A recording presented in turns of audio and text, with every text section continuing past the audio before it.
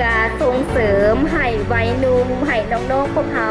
ให้มีเวทีแสดงออกและเป็นการกระตุกชุบยุ่งให้วัยหนุ่มกล้าแสดงออกทั้งการแสดงความรู้ทักษะความสามารถนั่นเอง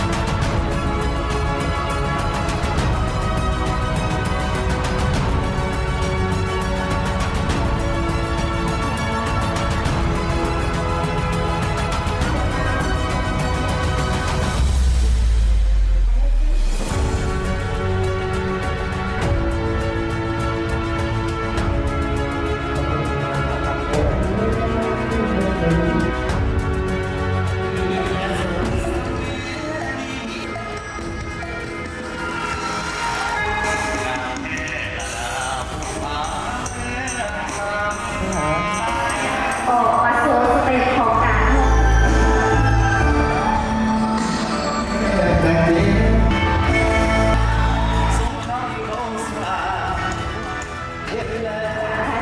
ขอเชิญประธานค่ะทรงสวยงามกระจ่าง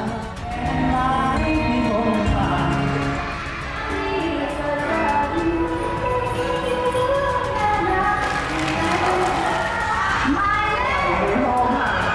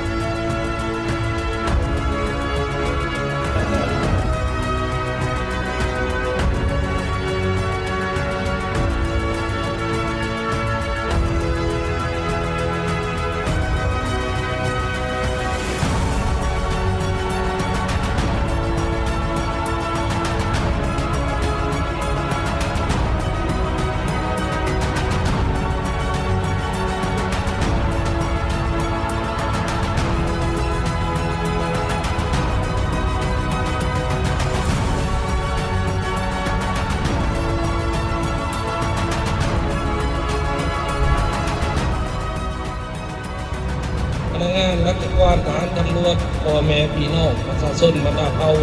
คารวะวัดนะเฮียนนะ